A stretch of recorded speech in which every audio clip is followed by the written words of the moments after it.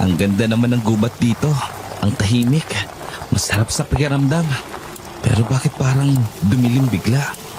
Kanina ang init ng araw ah. Ngayon, parang may hamog na. Ha, ang bilis naman. Magkagabi na ba? Anong oras ba ako lumabas ng bahay kanina? Ay, bisit. Nakalimutan ko pang cellphone ko.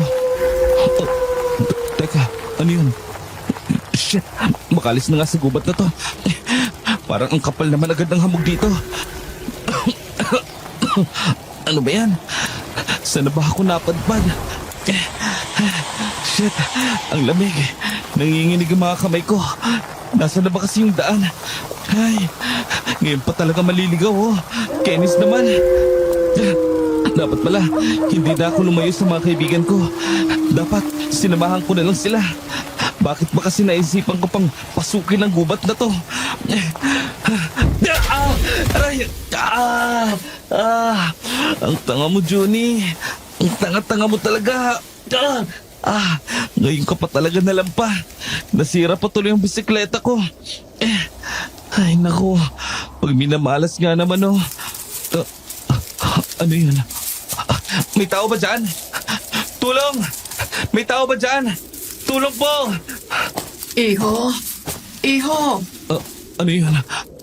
Boses yun ng matanda. Putik, makakakita pa yata ako ng engkanto dito. Iho! Anong nangyari sa'yo? Sino po kayo? Huwag kang matakot sa akin. Ako si Lola Binig. Taga rito ako, Iho.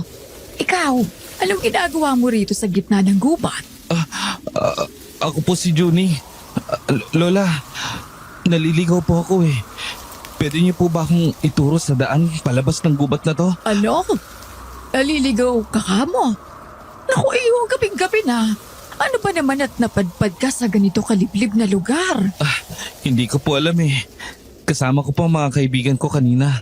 Kaya lang po ay naisipan kong pumasok sa gubat na to. Ang ganda po kasing tingnan pag maliwanag. Pero ngayong madilim na, nakakatakot. Ay nako, halika, sumama ka sa akin. Ang mabuti pa sa amin ka na muna magpalipas ng gabi. Nako, hindi po. Hanapin po ako ng nanay ko. Huwag kang mag-alala. At sasanayan kita bukas. Ang layo na kasi ng narating mo, Iho. Hindi naman kita maiyahatid ng ganito kagabi at mahirap nang sungurin ang daan. Pero mapapagalitan ho talaga ako ng nanay ko eh. Nako, Iho. Maraming hayop sa gubatang ito. Mapapahamak ka kung gabi ka mag-uuwi sa kagubatan. Siguradong mauunawaan ka naman ng nanay mo. Lalo na kapag nalaman niyang naligaw ka. Sige po. Salamat po, Lola. Pero baka po kasi maabala ko kayo. Ay naku, walang problema, Iho. Ang kasama ko lang naman sa bahay ay ang mga apo ko.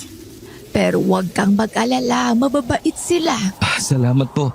Buti na lang po pala. At may naninirahan po pala sa loob ng gubat na to. Kung hindi ay baka manigas na nga po ako dito sa labas sa lamig. Ay naku, hindi lang yun, Iho. Mababangis din ang mga hayop dito kaya naku, mapapahama ka. Mukha nga po. Nakakarinig nga po ako kanina ng mga umaalulong. Uso pa naman po sa bahay na to ang usapan tungkol sa mga aswang daw na kumakain ng tao at nangunguha ng mga bata. Bakit, Iho? Hindi ka ba naniniwala sa aswang? Naniniwala naman po pero parang hindi na po kasi makatotohanan yan sa panahon ngayon. Siguro po dati nag-exist pa sila pero ngayon parang hindi na po siguro. Kaya ba malakas ang loob mong pumasok sa gubat na ito? Ay dahil hindi ka naniniwala sa aswang? Hindi naman po, Lola. Kanina po kasi nawala lang ako sa sarili. Masyado ako nag-enjoy sa pagkamangha sa paligid. Ang lalaki po kasi ng mga puno tapos ang sarap sa mata na pare-parehong green ang nakikita ng mata ko. Nako, mukhang nature lover ka pala, Iho. Ganun na nga po. Ito na po pala yung bike ko. Okay lang po ba na dalhin ko siya? Baka po kasi mawala dito eh. Huwag mo lang intindihin yan, Iho. Hindi naman siguro yung kukunin ng mga hayop, hindi ba? Wala namang dumadaan dito kundi kami ng mga apo ko. Mahihirapan ka lang bitbitin yan. Mukhang sira pa naman. Oo nga eh. Halika na. Iwan mo na ang mga yan.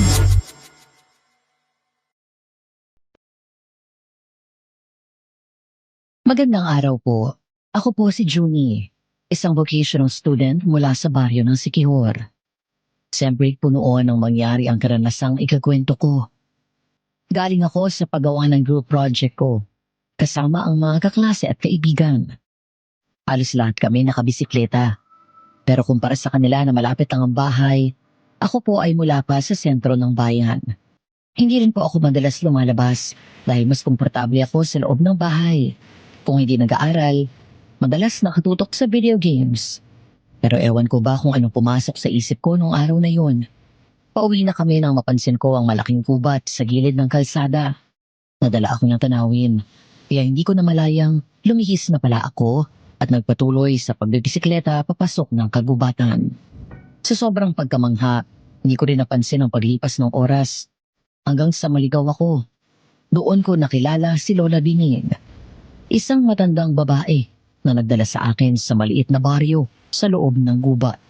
Sa huli doon ko natuklasan na ang mga taong nakatira roon ay kabilang pala sa angkan ng mga aswang.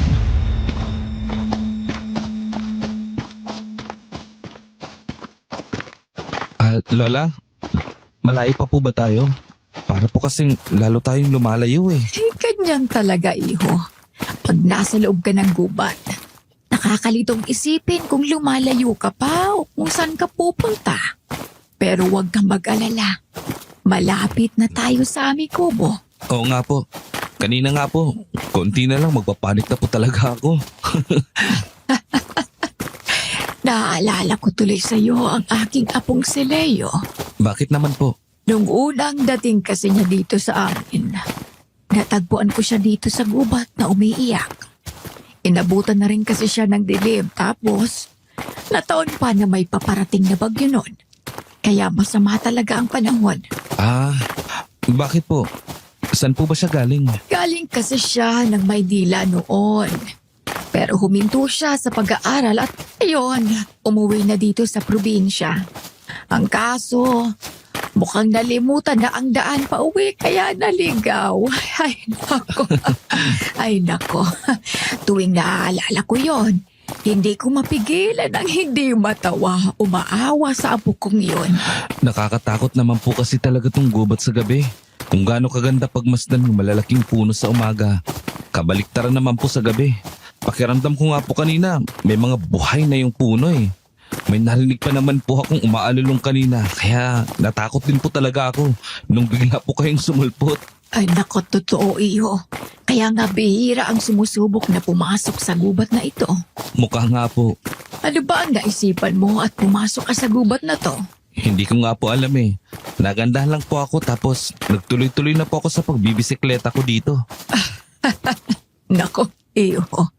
Sa susunod, mag-iingat ka sa mga pinapasukan mong gubat. Opo, salamat po talaga Lola Bining. Buti na lang po at naabutan niyo ako. Saan nga po pala kayo galing kanina? Ayan, narito na pala tayo. Oo nga no. Teka, may kabahayan pala po dito? Oo naman, iyo. Matagal na kaming nandito. Hindi lang masyadong lumalabas sa mga taga rito sa baryo namin. O siya, pumasok ka na sa aming maliit na kubo. Salamat po Lola Bining. Walang anuman. Huwag kang mahiya. Maupo ka muna. Lat? Kayo na po ba yan? Thea, halika iha. May ipakikilala ako sa'yo. Lat? Sino pong kasama nyo? Siya si Junie. Laligaw siya sa kagubatan kaya isinama ko muna siya rito sa atin. Bukas, ikaw na ang sumama sa kanya para makauwi na siya sa kanila, ha? Okay po. Hello? Hello, good evening sa'yo. Pasensya na kung nakaabala ako. Naku, wala yun. Oh, ayan. Pag-usap muna kayo at pupuntahan ko lang si Leo at Maya. Paniguradong nasa kabilang kubo ang mga yon. Sige po, Lola. Naligaw ka ba talaga? Ha? Oo eh. Nagbibisikleta kasi ako kanina. Tapos pumasok ako sa kagubatan na to. Kaso, hindi ko na alam paano makakabalik dun sa amin.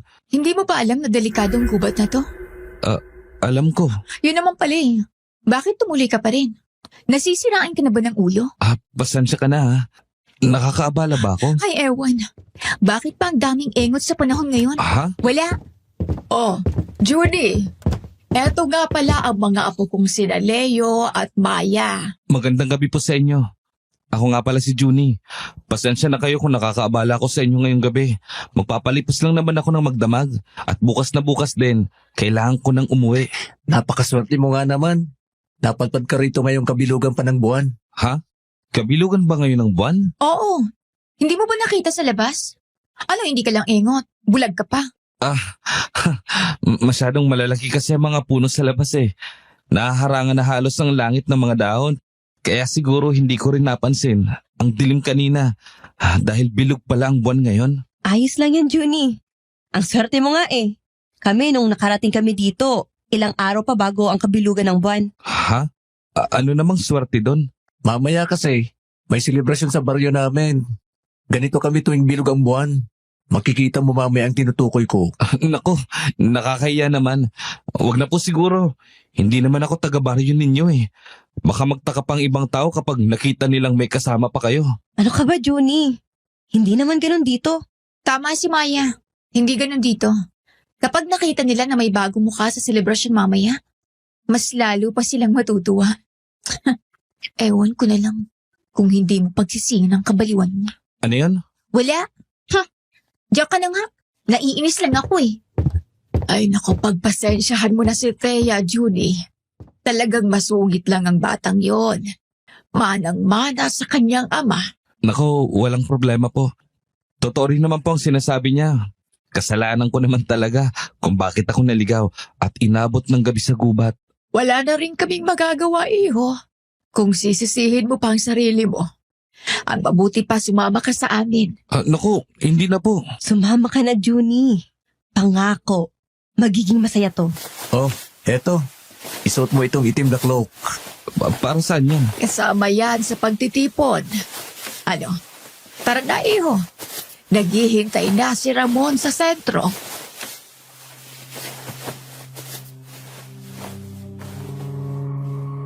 Wala na po akong nagawa noon kundi ang sumama sa kanila. Nang maiwan ako sandali sa sala ng kubo, doon ko lang lubusan na pagmasdan ng paligid. Halos lahat ng gamit ay yari sa kahoy. Maging ang mga bangko ay mula sa tabla, kawayan o piraso ng puno. Mula sa bintana, tanaw ko rin ang mga kabahayan sa paligid. Hindi man ganon karami. Kapansin-pansin na paikot ang pagkakapwesto ng mga ito. Wala rin kuryente sa baryo. At tanging mga lamparang nakasabit sa labas ng bahay ang nagsisilbing ilaw sa gabi.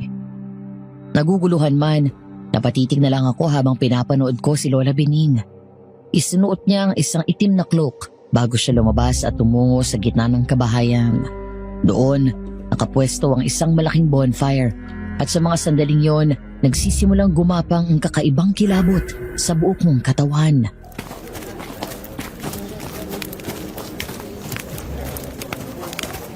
Mukhang malaking handaan to ah. Ano kayong meron? Sumunod ka lang sa amin. Sige, salamat.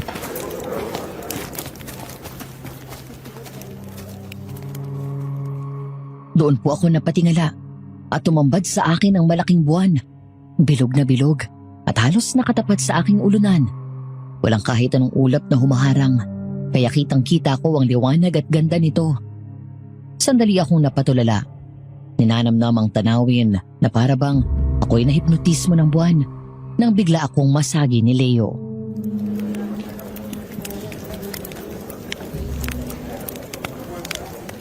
Hoy, tara na. Sumunod ka na sa amin. Oo, heto na. Napakabilis mo namang madistract no? Ha? Oo eh. Lalo na pag may mga bagay na maganda sa paningin eh. Natutulala na lang ako nang hindi ko namamalayan. O siya, mamaya mo na yung titigan ng buwan. Ituon mo muna ang atensyon mo sa selebrasyon dahil bihira lang itong mangyari sa isang buwan. Kaya maswerte ka talaga.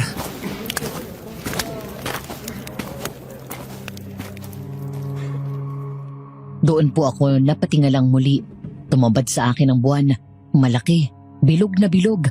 At tila ba, konti na lamang ay tatapat na sa aking mismong ulunan. Walang ulap na humaharang. Kaya malinaw na malinaw kong nakita ang liwanag nito. Sa ilang saglit para akong nawala sa sarili. Parang hinigop ng kakaibang ganda ng buwan ang atensyon ko. Ngunit habang tinigitigan ko ito, unti-unti kong naramdaman ang panlalamig ng hangin at ang pagtindig ng balahibo ko na para bang may ibang matang nakamasid sa akin. Doon ako biglang nabalik sa katinoan nang masagi ako ni Leo.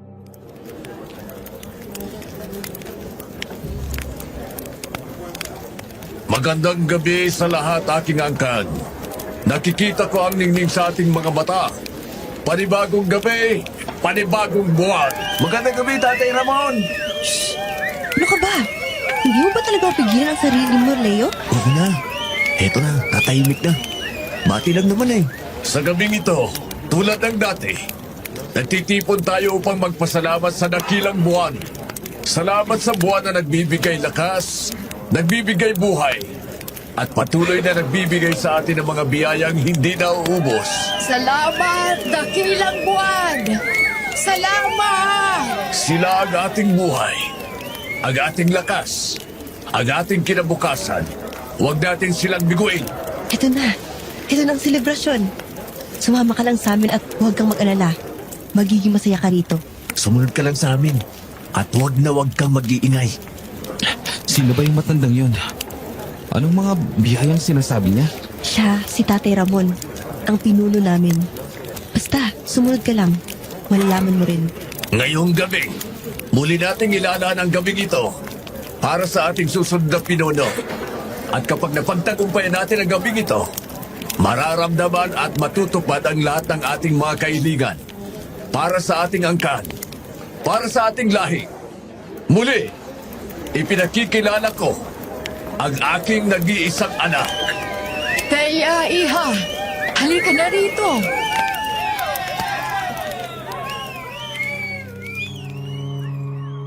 Mula sa kabilang panig ng mga taong naroroon noon, lumabas ang busangot na si Teya.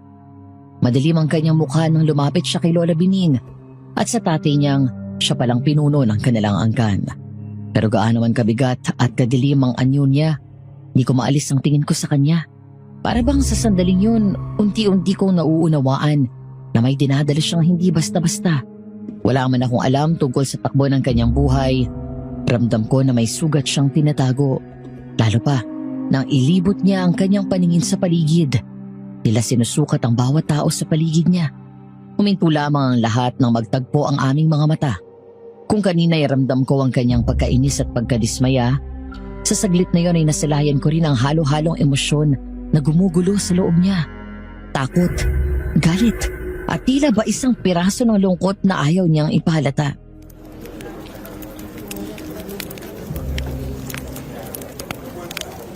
Aking mga angkan, magala kayo. Ngayong gabi, ang ating mga mata ay mag-iiba. Ang ating mga katawan ay magbabago. At ang ating mga kaluluwa ay sasaya. Judy, iho, halika. Sumama ka na sa amin. Wala kang dapat ipag-alala. Oh. Magiging bahagi ka na ng aming angkan. Po, sandali lang po, Lola. Hindi na po. Medyo sumama po bigla ang pakiramdam ko. Excuse me po.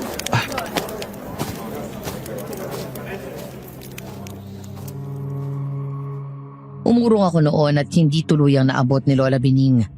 Sa dami ng mga tao sa paligid, hindi na rin siya nakahabol pa sa akin, lalo na nang magsimulang gumalaw ang mga tao. Umiikot sa paligid ng malaking pugon. Ang mga kamay nila ay kumakaway sa hangin at ang mga katawan nila ay gumagalaw sa isang kakaibang indayog. Parang sayaw na hindi ko maintindihan. Nakakatindig balahibo at kasabay ng kanilang awit at yabag ay para bang umahalos sa hangin ang isang hindi maipaliwanag na enerhiya. Habang nakatayo ako sa isang madilim na bahagi, doon ko siya muling nasilayan. Si Teya. Sumuot siya sa pagitan ng mga tao. Parang kagaya ko, gusto din nilang makaalis sa magulong paligid. Hanggang sa tuluyan siyang lumabas mula sa gitna ng sayaw. Hindi na ako nagdalawang isip pa. Sinundan ko siya agad, kahit ramdam ko ang kaba at isipin na baka hindi maganda ang kilos kong yon. Baka maghalit siya. Pero mas malakas ang kuryosidad at hatak ng kung anong hindi ko maintindihan. Habang sinusundan ko siya, naririnig ko ang unti-unting paglakas ng tunog ng bumabagsak na tubig.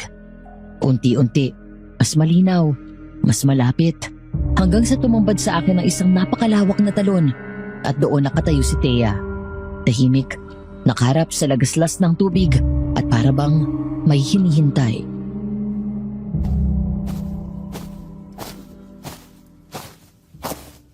Bakit mo ako sinusundan? Sorry. Nainip lang ako doon. At naisip ko na baka ganun ka rin. Kaya sinundan kita. Sabi pa naman ni Lola Bining, delikado daw dito sa gubat na to paggabi. Baka lang mapahamak ka. Hindi ko kailangan ng tagapagtanggol. Pero bakit ka umalis doon? Parang hindi ka masaya sa selebrasyon nila. Ano bang pakialam mo? At saka, bakit mo iniisip na hindi ako masaya? Bahagi ako ng angka na to. Simula nang ipanganak ako, ito na ang buhay ko. Hindi naman porket dito ka pinanganak at may ganitong paniniwala ang baryo, kailangan mong maging masaya. May kanya-kanyang paraan ng mga tao sa kasiyahan. Hindi yun pinipilit ng iba. Mali ka. Ito na ang buhay ko. Hindi ako pwedeng magmalungkot dahil mas miserable naman ang buhay ko kapag ganon. Ayoko talagang mangyari yun. Kung pipilitin mo lang maging masaya, anong say-say nun? At saka, kaya bang magkunwari ng mata? Alam ko rin ang lungkot. Hindi maganda ang pagtakpan niyan ng pagpapanggap. Anong ibig mong sabihin? Na pareho tayo? Na naiintindihan mo ko? Hindi ko sinasabing ganon. Pero gusto ko lang sabihin na Na ano? Sabihin mo na! Na ano, magkapareho ba tayo? Miserable din ba ang buhay mo? Wala kang alam sa pinagdadaanan ko, Junie. Kaya ang mabuti pa para sa'yo, habang may oras ka pa, huwag mo na akong sundan. Umalis ka na. hindi ko alam ang daan pa uwi eh. Di ba nga naghihintay ako bukas para makauwi? Junie, makinig ka. Walang ligtas sa lugar na to. Kung ayaw mo magsisi na sumama ka pa rito, umalis ka na. Habang may pagkakataon ka pa. Sandali. Hindi kita maintindihan. Huwag mo nang intindihin pa. Umalis ka na habang kaya mo pa. Taya, may problema ba? May mali ba sa baryo na to? Bakit gano'n ang mga mata nyo? Parang nakakatakot. Sinabi ko na umalis ka na lang eh. Bakit bang tigas ang ulo nyo? Bakit hindi kayo makinig sa akin? Julie, huwag kang tanga. Hindi ba kakaiba sa'yo ang mga nakikita mo rito? Anong kailangan ko pa bang isa-isahin? Kailangan mo pa ba ng ilang araw para unti-unting maintindihan na may kakaiba sa lugar na to? May kinalaman ba to sa sinabi ni Tate Ramon? Na ikaw ang susunod na magiging pinuno? Bakit? Ano ba kayo? Isa ba kayong kulto o tribo? Kaya ba nagtatago kayo rito sa liblib na gubat? Di ko naman ginusto to eh. Anong hindi mo ginusto? Huwag ka na magtanong, pwede ba? Umalis ka na! Mas mabuti pa nalapain ka ng hayop sa gubat na to kaysa bitbitin kong konsensya mo kapag namatay ka! Ano? Taya! Mang Domingo, Tinatawag ka na ng inyong tatay. Halika na. Baka magalit na naman siya sa'yo. susunod na po ako. Sige, Iha. Huwag ka na lang magtagal. Baka masaktan ka na naman ng iyong ama. Masaktan? Sinasaktan ka ba ng tatay mo? Wala kang pakialam doon. Ang isipin mo ngayon ay kung paano ka makalalabas sa gubat na to. Ngayon din. Hindi kita matuturuan ng daan dahil hindi pa ako nakakalabas dito kahit isang beses. Pero Junie, sinasabi ko sa'yo, umalis ka na ngayon. Hindi ka pa importante sa kanila. Unang bilog lang ng buwan ito ngayong taon. Pero sigurado ako pagkatapos ng gabing to, hindi ka na nila hayaang makalabas. Kaya habang hindi pa hating gabi, umalis ka na.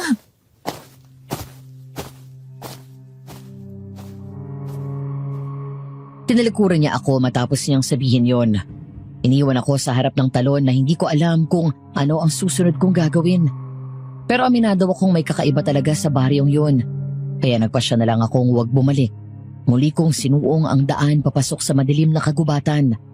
At habang naglalakad, ay taimtim akong nanalangin na sana'y magawa kong makalabas ng ligtas. Kunit hindi pa man ako nakakalayo, bigla kong narinig ang isang malakas na sigaw. At sa unang igla pa lang, alam ko si Thea yun. Parang kusa na lamang gumalaw ang katawan ko. Bumalik ako, dali-dali hanggang sa marating ko muli ang baryo. Nakipagsiksikan ako sa mga tao na nakapalibot sa apoy. Doon ko siya nakita. Si Thea, nakalupas sa lupa. Dumudugo ang pisngi niya dahil sa sariwang sugat Nakaparehong kapareho ng nasa mukha ni Tatay Ramon. Sa paligid naman niya, nakatayo ang mga taong nakasuot ng itim na cloak. Tahimik silang nakapikit. Ngunit sabay-sabay na bumubulong ng mga salitang hindi ko maunawaan. Ang tunog ay parang halo-halong dasal at sumpa na kubakain sa hangin mismo. Hindi ko alam kung anong gagawin ko.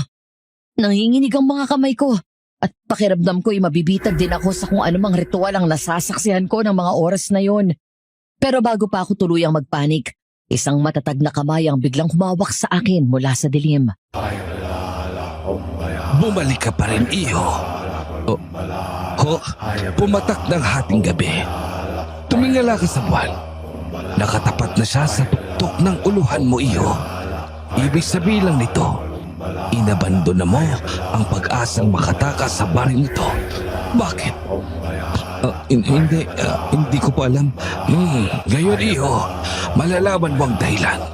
Dahil hindi ka na makakalis sa baring ito kailanman.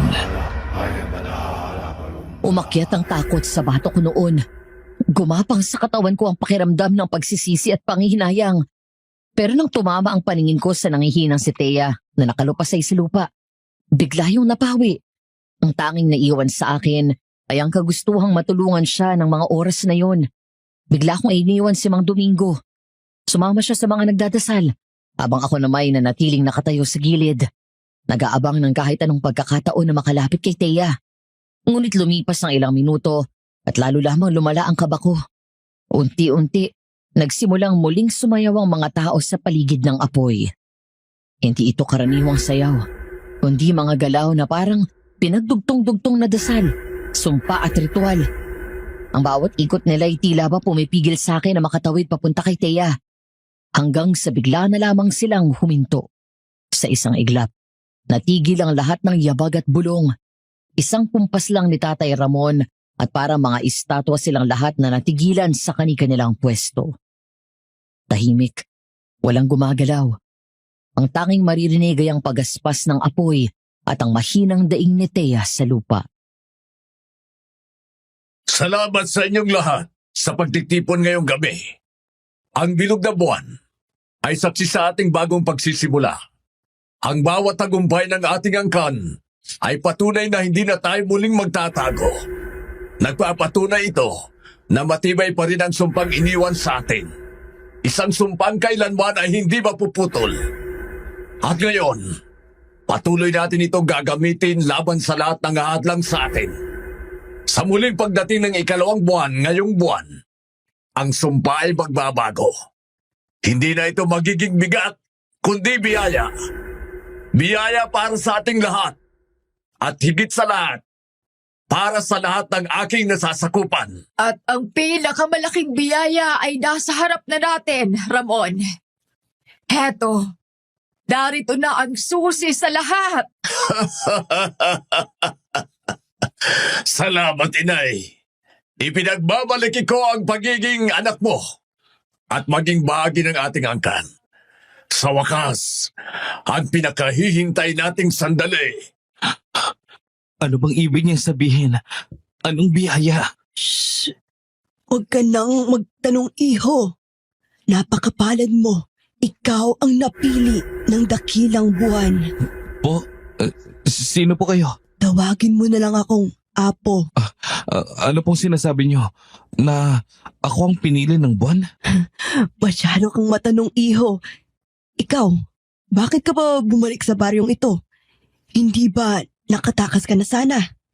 Ano ang nagpabalik sa'yo rito? Po, hindi ko po alam. Nako, narinig ko na iyan. Teka lang po, saan po kayo pupunta? Apo, sandali lang po. Kasamaan po ba ninyo sila? Hindi na niya ako nalingon pa. Nagpatuloy lang siyang naglakad palayo hanggang sa tuluyan na siyang lamunin ng dilim sa paligid. Naiwan akong naguguluhan. Napaisip kung sino ba talaga ang matandang yun. Hindi kasi siya nakasuot ng cloak tulad ng iba. At bukod doon, may kung anong kakaibang kaginhawahan akong naramdaman habang kinakausap ko siya. Para bang ligtas ako saglit sa gitna ng kaguluhan. Pero hindi pa man tuluyang nagtagal ang pag-iisip ko. Biglang nagsalita muli si Tatay Ramon. Ang tinig niya ay malalim Mabigat na para bang dumadagundong sa katahimikan ng buong baryo. Ngayong gabi, anak, tatanggapin mo na ang kapangyarihan ng ating lahi. Ito na ang huling ritual mo bilang tao. Kaya tingnan mo lang mabuti ang mga mata ng mga nasa paligid mo. Ang mga matang magiging bahagi ng iyong buhay. Habang buhay. Hindi. Tay, ayoko nito. Apo, magpakatatag ka. Para sa kaligtasan natin ito. Hindi po, ayoko na.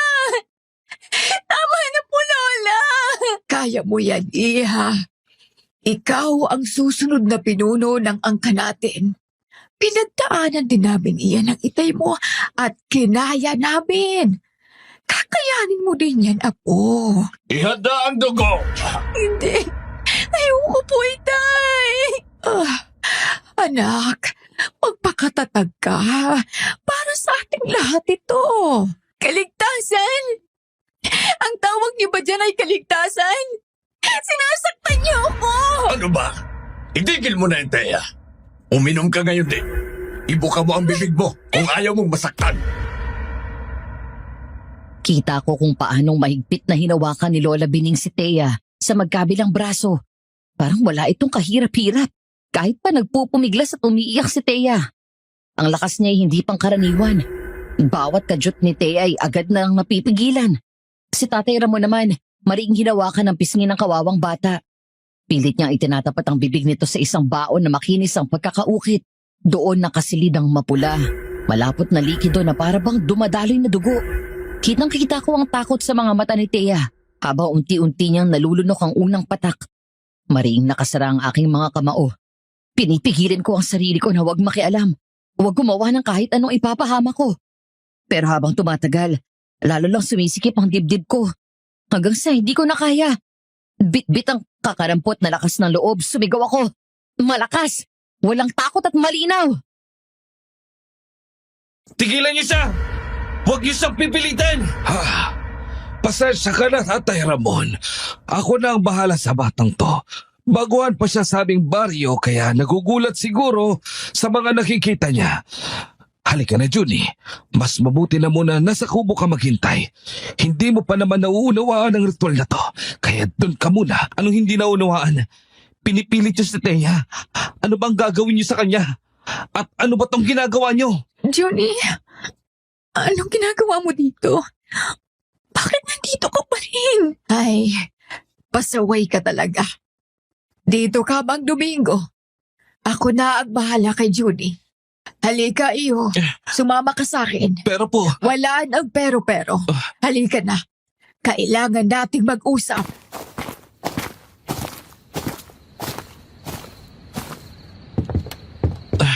Eto, dito tayo sa kubo. Lola, ano ba talagang ginagawa niyo kay Thea? Judy, alalahanin mong bago ka pa lamang dito. Masama ang makialam sa mga paniniwala ng isang angkan. Ngayong ka lang ba nakakita ng taong may kakaibang paniniwala na malayo sa'yo?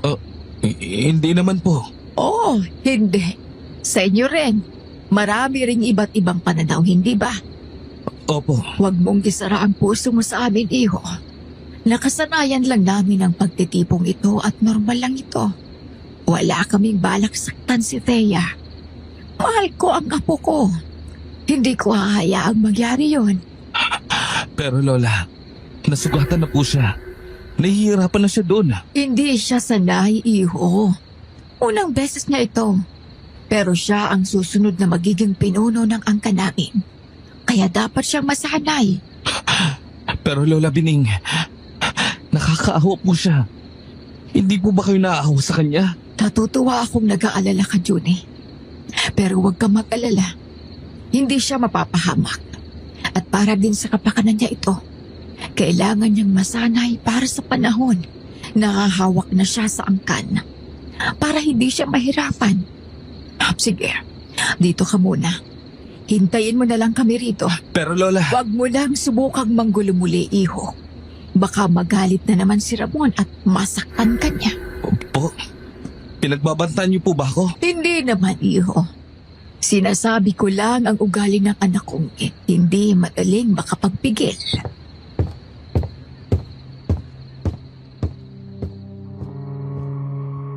Naiwan akong inis sa loob ng kubo. Padabog kong inalis ang cloak sa aking balikat at hinagis yon sa isang sulok. Hindi ko na rin nagawang umupo man lang dahil sa sobrang bigat na iniisip. Sa puntong ito pa lang, alam ko nang sa isang kakaibang baryo ako napadpad at malabo na akong makaalis. Pabalik-balik akong naglalakad sa loob ng kubo. Pilit inaalam kung ano bang dapat kong gawin. Hindi ko na malaya ng mabilis na paglipas ng oras hanggang sa bigla akong napatigil. Bumukas ng marahas ang pinto ng kubo at agad kong nakita sina Leo at Maya. Halata ang pagod nila habang buhat-buhat si Thea na halos hindi na makalakad at walang malay. Hirap na hirap silang dalawa, kaya't agad akong sumugod para tumulong. Dahan-dahan namin inihiga si Thea sa matigas na papag. At doon, lalo akong kinabahan sapagkat kitang-kita ko ang pamumutla niya at ang bawat hinga niya ay tila hirap na hirap.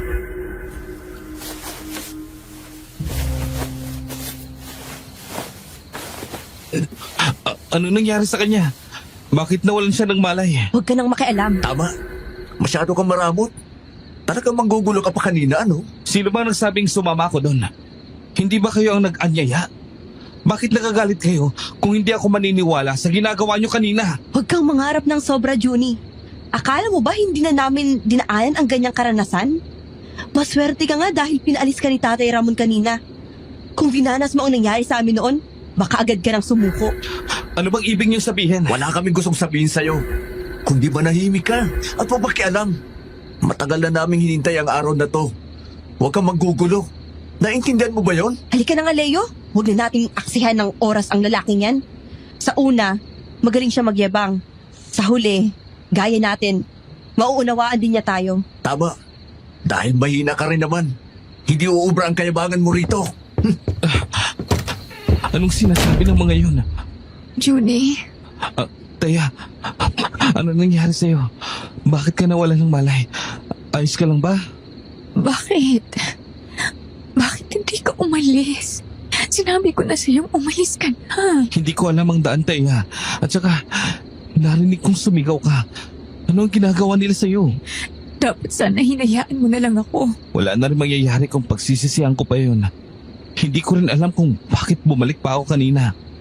Pero nang nakita kitang umiiyak, lalo akong hindi nakaalis. Gagawin mo pa akong katwiran. Bakit hindi ka umalis? Huling pagkakataon mo na yon. Nasisiraan ka na ba talaga ng bait? Baka nga, hindi ko alam. Pero, Taya, anong ritual ba to? Bakit pinipilit ka nila sa ritual na to? Pati na yung tatay mong si Ramon. Hindi mo maiintindihan.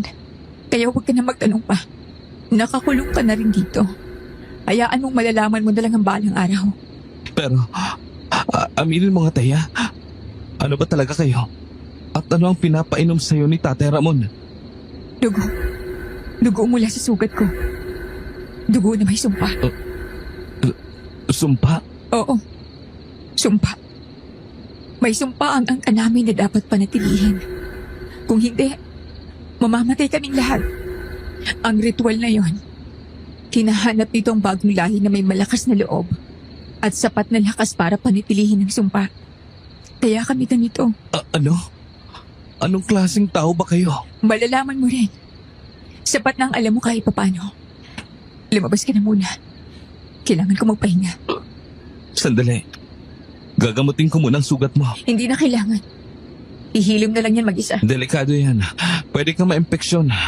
Sandali lang. Lalabas lang ako para humanap ng pantapal. Hindi na. Ihilom na lang ito, pusa. Kaya hayaan mo akong magpahinga. Please lang, Junie. Sige, pero dito lang ako sa labas. Pag may kailangan ka, tawagin mo lang ako. Ano namang kailangan kong maibibigay mo? Baka kailangan mo lang ng tulong kung kailangan mong bumangon. Hindi ko kailangan ng tulong mo. Sige na, lumabas ka na.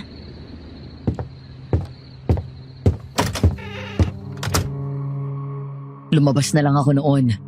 Pero sa labas, muling sumalubong sa akin ang bilog na buwan na para bang nakamasid sa bawat galaw ko. Muli itong parang nangungusap sa akin. Tahimik ngunit mabigat. Na para bang may ibig ipahiwatig na hindi ko mawari. Tumitig lang ako roon. At kasabay ng lamig ng hangin ay dumapo ang kirot ng pangungulila. Saglit na dumaan sa isip ko ang nag-aalala kong nanay. Kung ano na kaya ang ginagawa niya ngayon o kung nakakatulog ba siya. Gayong tsak na mapapansin niya hindi pa ako nakakauwi. Naiisip ko kung nagpapanik na ba siya o kung umiiyak na sa kaba. Sa mga sandaling yun, napaupo na lamang ako sa gilid ng kubo sa may kawahayang bangko habang nanginginig ang tuhod ko. Tahimik akong umiiyak. Pinipilit takpan ang aking bibig para walang makarinig. Parang nauuna nang dumaloy sa isipan ko ang lahat ng maaaring mangyari sa akin. Ang hindi na muling makabalik sa amin, ang tuluyang maligaw sa kakaibang baryong ito, o ang mabaon sa dilim ng mga ritual na hindi ko maunawaan. Habang iniisip ko yun, mas lalo kong ginagahapang ng takot. Para bang ang mismong gabi, ang mga anino at ang buwan sa langit ay nagsasabuatan para iparamdam na wala na akong ligtas na matatakbuhan.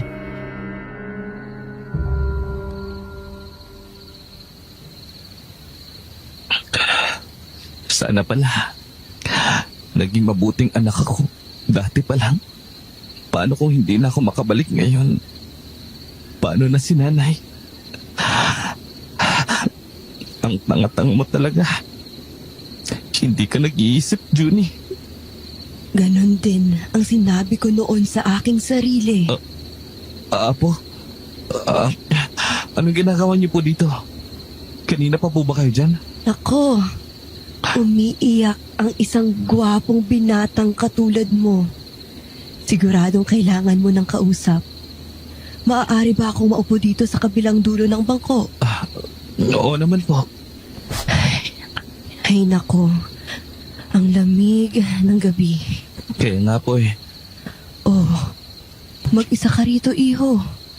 Bakit hindi ka tumakbo at umalis na?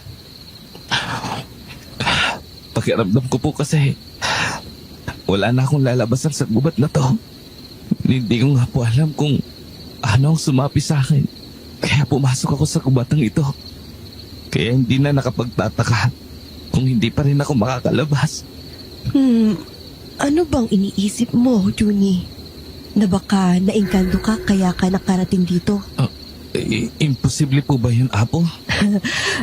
Akala ko ba hindi ka naniniwala sa mga kababalaghan? Po? Paano niyo po nalaman? Ay nako, natutuwa ako sa iyo, Junie. Malakas ang loob mo sa bagay na hindi mo pinag-iisipan. Pero heto, umiiyak ka ng tahimik. Alam mo, naiintindihan kita, iho. Noong bata pa ako kagaya mo, napadpad rin ako sa baryong ito nang hindi ko namamalayan. Sa una, nakakatakot nga, pero gabi-gabi ay inaaliw ko ang sarili ko sa salim ng mga boses ng gubat.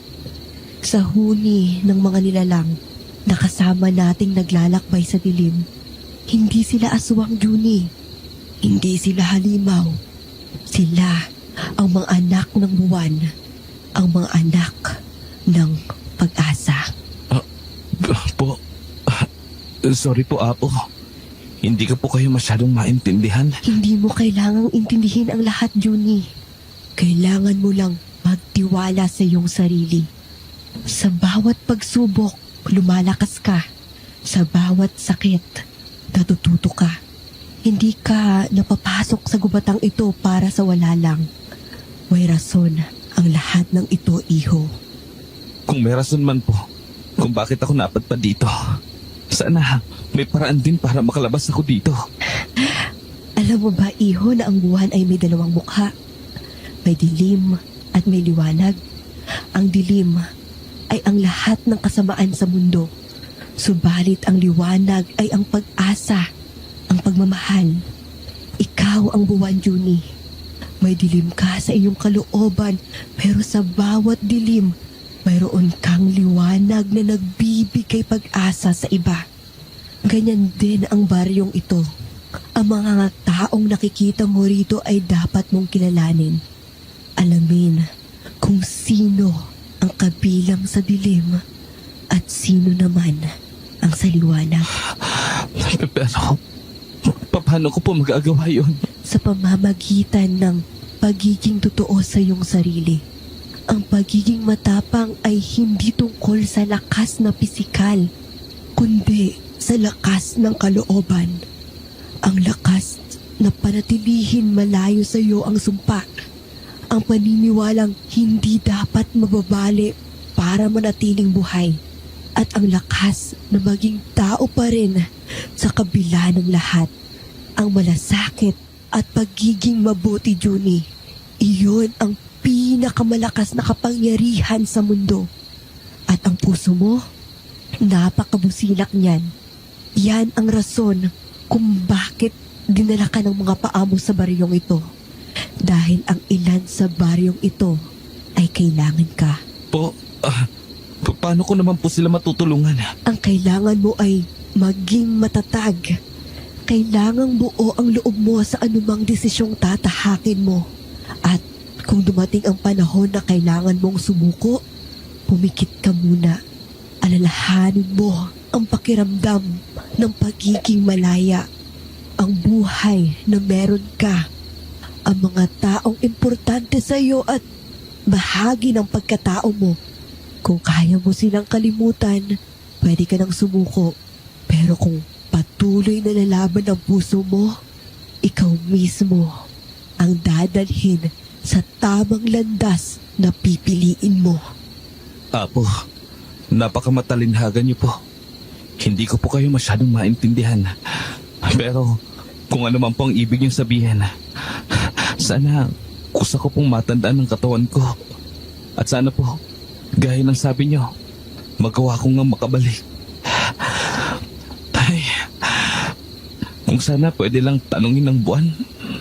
Malamang nakikita niya kung saan ako dapat dumaan pa uwi. Junie, ang buwan, hindi siya nagsasalita. Hindi siya nagbibigay ng payo. Ginagabayan niya lang ang mga nawawala. Pinapakita niya lang ang daan. Pero ikaw pa rin ang kailangang umalam kung paano. Hindi niya ibibigay sa iyo ang lahat. Kailangan mong gampanan ang bahagi mo. Gayon din ang pagmamahal, Junie. Hindi mo kailangang magsalita. Hindi mo kailangang magbigay ng payo. Kailangan mo lang manatili sa tabi niya. Maging liwanag sa kanyang dilim. Maging lakas sa kanyang kahinaan. Maging matatag ka para sa kanya. Paano po? Paano ako magiging matatag kung pakiramdam ko dito na rin ako mawawala? Ang buwan, siya ay nag-iisa sa kanyang paglalakbay. Pero hindi siya nawawala. Hindi siya nawawala ng pag-asa. Alam niya na mayroon siyang layunin. Sa bawat gabi, may gabay siya. May pag-asa. May pagmamahal na nagbibigay lakas sa kanya. Hindi ko po alam kung kakayanin ko. Ang sakit ay panandalian lamang, Junie. Ang pag-ibig ay walang hanggan. Huwag kang mag-alala, iho. Ang buwan ay nasa iyong tabi. Sa bawat gabi na nawala ka, laging nandyan ang buwan. Salamat po, Apo. Hindi ko po inaasahan na makakausap ko po kayo ngayon. Pero gumaan po ng sobrang pakiramdam ko. Walang anuman, iho. Siya nga po pala, Apo. Kung kasamahan ka po nila, bakit hindi po kayo sumama sa ritual kanina? Gaya ng sabi ko, may rason ang lahat, iho. At ang tanong mo na yan, hayaan mong ikaw rin ang humanap ng kasagutan. Napakalalim niyo po talaga magsalita. Sana po ay matandaan ko talaga lahat ng payo niyo. Huwag kang mag-alala, iho. Ang buwan ang bahalang magpaalala sa iyo. Maraming salamat po, Apo. Ay siya, sige. Mauna na ako sa iyo, iho. Magpahinga ka kahit paano. Bukas ay hindi magiging madali ang araw para sa iyo.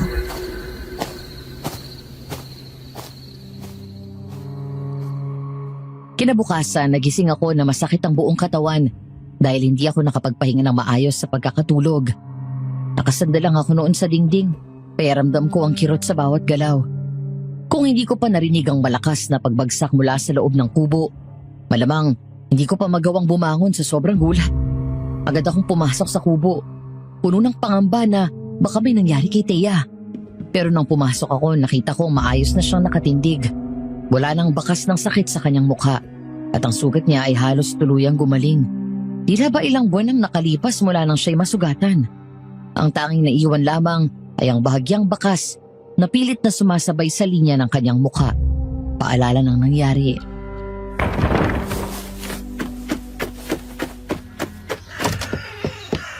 Nandiyan ka pa rin? Ano yung nabagsak? Ayos ka lang ba? Ako ang naunang magtanong, hindi ba? Naunahan mo lang ako magtanong, Thea. Ang pasuway mo rin, no? Hindi naman. Sinasabi ko lang naman yung side ko. Ay, ewan ko sa'yo. Ang aga-aga iniinis mo ko. Kumusta na ang pisngi mo? Masakit pa ba? Hindi na. Parang walang nangyari. Hindi mo na kailangan tanungin pa. Pero paano nangyari yun? Paano bigla na lang gumaling ang sugat mo? Dahil sa ritual nila kagabi. Kaya nga sabi ko sa'yo, di ba, ayos lang ako. Sabi ng apo sa akin, may dahilan daw kung bakit bumalik ako dito. Apo? Sino naman yun? Hindi mo kilala si Apo?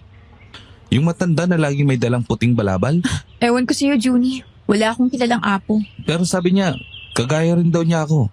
Naligaw lang dito nung bata pa siya. Ewan. Baka si Lola Bining. Kilala siya. Nga pala, sumama ka sa akin.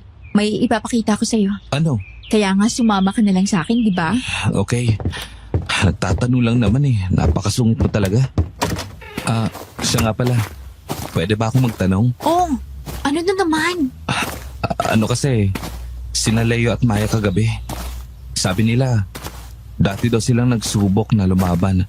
Pero sa uli, hinahanap-hanap na rin nila ang mga pangangailangan sa baryo na to. Anong ibig nilang sabihin doon? Yun ba? Ang totoo niyan, hindi ko naman sila kilala. Kagaya mong, naligaw lang din sila sa gubatan at dinadala dito ni Lola Bining. Oo, gaya mo. Takot din sila nung una sa ginagawa ng baryo namin. Pero tingnan mo sila ngayon. Subukan mo silang pigilan at sasaktan ka na nila. Ibig mong sabihin, biktima sila ni Lola Bining? Ganun na nga. Paano nyo naman natitiis yun? Na may dinadala kayo dito sa baryo nyo at pinipilit isama sa mga paniniwala nyo. Hindi nyo ba iniisip na may mga pamilya kami? Kaya nga binigyan ka ng pagkakataon na tumakas, di ba? Magulo ang gubat. Palagay mo ba mabubuhay din ako doon? Kung sa bagay, hindi ka pa nga nakakalabas ng baryo na to. Pero kung sakaling alam mo, mahirap manghula sa kagubatan. Kahit na, bibit-biting pa rin ang konsensya ko kung mapasok ka rito. Bakit ikaw? Hindi naman ikaw ang nagdala sa akin dito. Sino dapat? Si Lola Bining. Hindi mo naiintindihan, Junie. Madali para sa kanyang sabihin yun dahil matagal na niyang ginagawa. Sanay na siya sa lahat. Pero sa kagaya ko na hanggang ngayon, pinipilit pa rin ang sarili. Hindi mo alam kung gaano kabigat ang sumpa. Parang laging may tinik na nakabaon sa puso mo. Parang may pilit na kumakain sa'yo sa loob. Napakasaklap naman yan. Naranasan mo na bang maging masaya man lang? Paano ako magiging masaya? Hindi ako pwedeng maging masaya, Junie. Para sa karaniwan lang ang pagiging masaya. Sa katulad ko, ang kailangan ko lang maramdaman ay lakas, kapangyarihan, bagay na hindi dapat mauungusan ng kahit sino. Yan ang inaasahan nila sa akin. Pero, ni minsan ba, naramdaman mo na ang maging masaya? Hindi ko alam.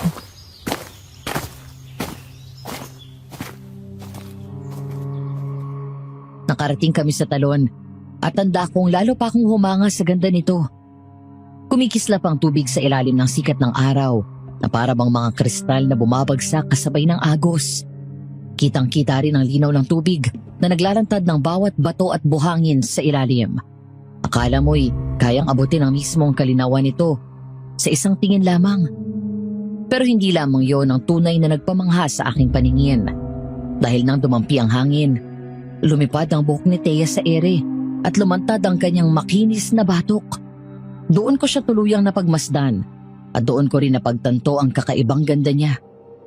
Kayumanggi ang kanyang balat, ngunit ni isang peklat ay wala akong makita. Ang hubog ng kanyang katawan ay tamang-tama. Animo'y bagay sa kanya ang kahit anong damit na maisuot.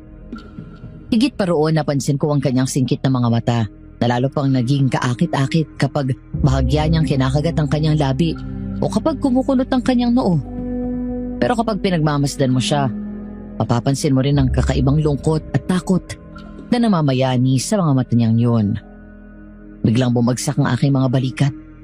Para bang nilamon ako ng bigat ng kanyang katahimikan. Naisip ko noon kung ano nga bang tunay na nararamdaman niya. Ako'y dinala lamang sa baryong iyon, dala ng pag-aalinlangan at takot. Hindi sigurado kung may bukas pa para sa akin.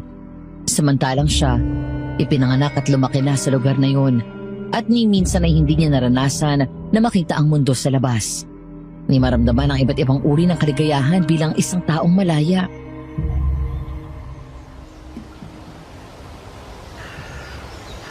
Makinig ka, Junie. Kung gusto mong mabuhay sa baryong ito, matuto kang manghuli ng isda. Wala akong naasahan sa amin. Dahil hindi kami kumakain ng lutong pagkain. Anong ibig mong sabihin? Ay, hindi ka naman siguro mahina mag-isip, no? Hindi naman, pero Pero madalas, tinatanggi mo ang katotohanan kahit nakaharap na sa'yo. gano'n na nga. Hindi naman kasi madaling tanggapin ang lahat. O heto, gayahin mo ako kung paano manghuli ng isda. Isahod mo lang yung lambat sa talon. May mga isdang kusang nalalaglag galing sa taas. Wow, ang ganda talaga dito. Maganda nga. Pero mabuti na lang at may talon dito. Kung wala, baka matagal na akong namatay. Dilat sa gutom. Bakit naman? Gaya ng sabi ko, hindi dito kumakain ng lutong pagkain. Anong kinakain niyo? Sariwang laman ng hayop. Yun ang kinakain dito. Sariwang dugo ng hayop. Yun naman ang iniinom. Ano? Nagbibiro ka ba? Sana nga nagbibiro lang ako. Ibig mong sabihin, hilaw na karne at dugo ang pagkain niyo? Mga aswang ba kayo? Yan ba ang tawag niyo sa amin? Bakit? Ano ang tawag ninyo sa katulad niyo? Tao. Normal lang para sa amin. Pero kung aswang kayo, bakit hindi ninyo ako kinakain o sinasaktan? May dahilan kung bakit dinadala ni Lola Bining ang mga naliligaw sa kagubatan na to. Hindi para kainin, kundi para paramihin ang aming lahi. Isa pang batas dito, bawal kumain ng laman ng tao. Kapag nangyari yon, hindi na makakapigil ang lahi at patuloy ang pangbibiktima. Hindi ganun ang gusto ni tatay. Sabi niya, hindi pa sapat ang bilang namin para sakupin ang mundo. Sakupin ang mundo? Oo. Bakit? Natatakot ka? Sino ang hindi matatakot kung sasabihin mong aswang kayo? Huwag kang mag-alala. Hindi ako kumakain ng hilaw na laman o dugo. Siguro dahil tutol ang pagkatao ko kaya hindi na matanggap ng sikmura ko. Marunong ka bang manghuli ng isda? Oo. Gusto ko maging normal kahit paano. Alam mo, palihim akong pumupunta sa talon para manghuli at magluto ng isda. Delikado pero gusto ko lang maramdaman kung paano maging tao. Kapag kinakain ko ang lutong isda, pakiramdam ko hindi ako aswang. Para akong normal na tao na kumakain ng normal na pagkain. Hindi ka ba napapagod magkunwari? Pagod na. Pagod na pagod na. Pero wala akong magawa eh. Ito pa rin ang bahagi ko. Bakit mo nasabi niyan? Sigurado akong kaya mong labanan ng sumpa. Sa totoo lang, hindi ka nila kayang baguhin kahit ano pa ang gawin nila. Sana nga, Junie. So, ganito tayo palagi mula ngayon. Magsama tayo dito, magluluto ng isda. Oo, pero huwag mong sabihin kahit kanino ha. Lalo na kina Leo at Maya. Naiintindihan? Naintindihan ko. Hindi ko sisirain ng mahalaga para sa'yo. Alam kong mahirap, pero ipinapakita nito na may kakayang ka pa rin maging tao. Na hindi kayo lahat pareho. Siguraduhin mo lang. Oo, magkasama tayong lalaban. Hindi tayo susuko. Naniniwala ako na hindi ka tuluyang masasakop ng sumpa ng angkan nyo. At naniniwala rin ako na magkakaroon ng paraan para makalis ako rito at makauwi sa nanay ko.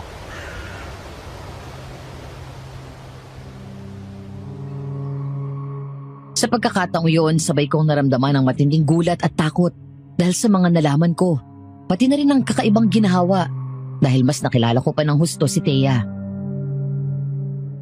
Tumipas ang mga araw at madalas kaming magtungo roon sa talon Doon kami tumatambay, nagkikwento at nagtatawanan. Ngunit higit sa lahat, madalas naming piliing manatili roon dahil tila yun ang tanging paraan para pansamantalang takasan ang dilim at bigat ng baryo.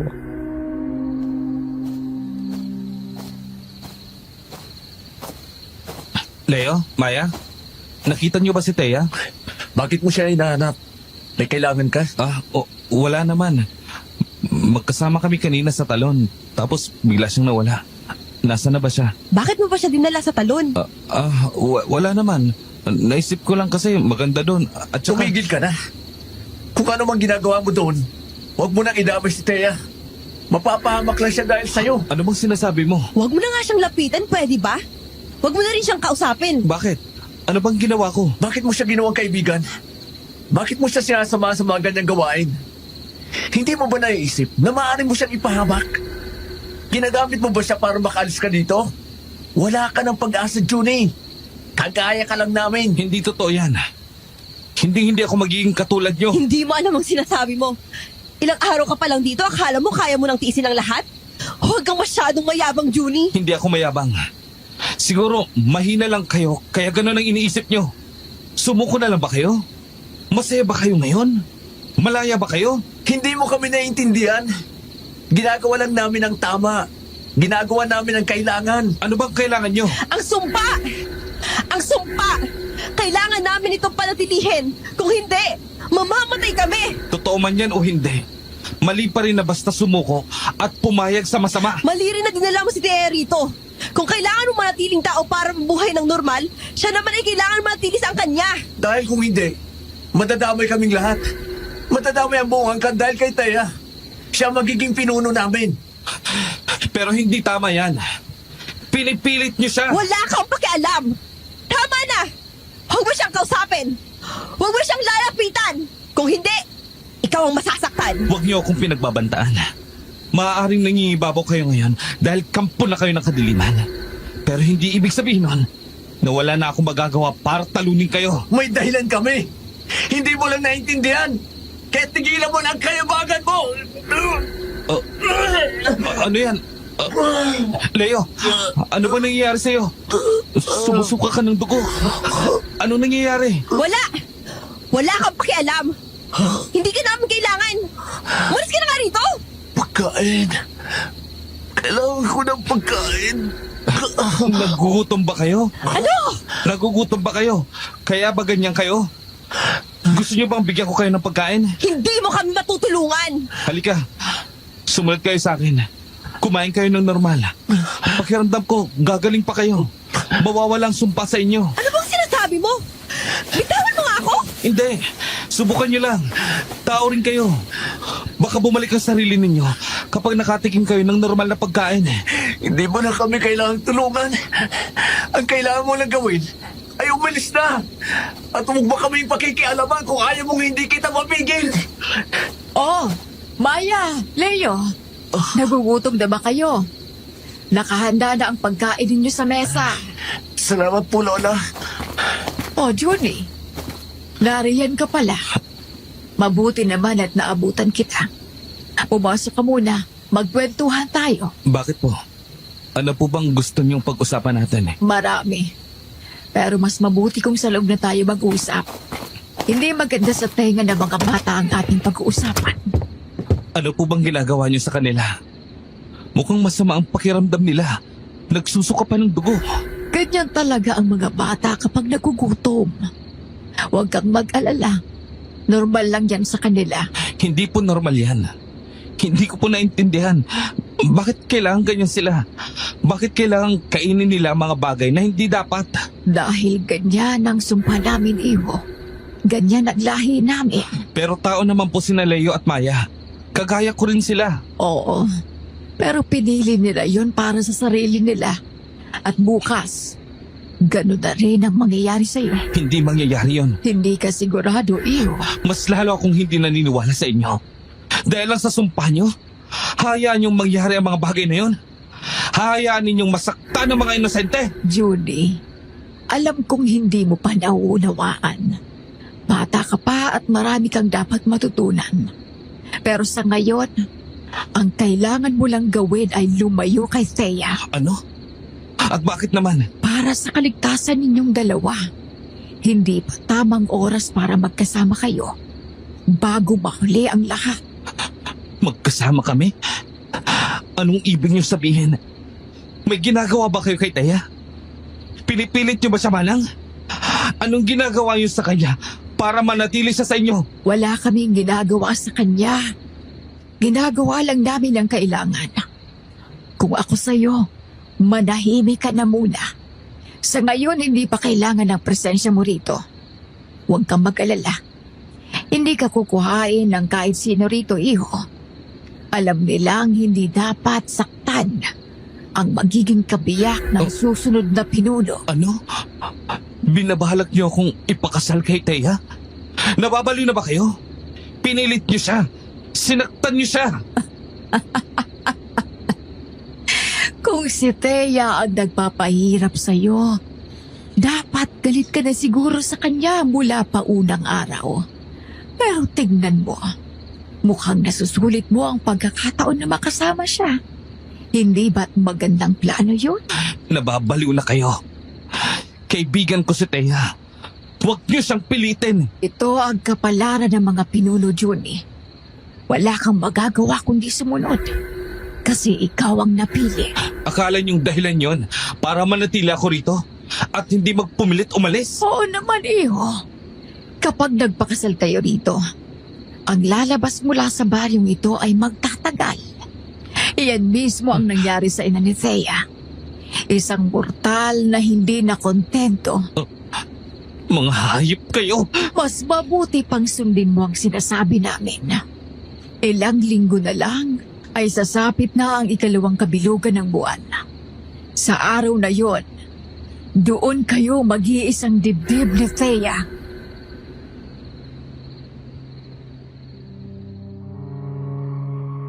Bumalik ako sa talon. Hindi malaman kung ano ang gagawin ko sa mga oras na yon. Ang ideya na ipapakasal kami ni Thea sa ikalawang kabilugan ng buwan ay nagdulot ng matinding kaba at tila ba hinahabol ang aking hininga. Pakiramdam ko'y guguho ang lahat ng plano ko at mas lalo kong naguguluhan kung anong dapat kong piliin. Ang sarili kong kalayaan o ang kapalaran ni Thea. Ngunit hindi pa nagtatagal. Bigla kong narinig ang yabag ng paa na unti-unting lumalapit mula sa likuran.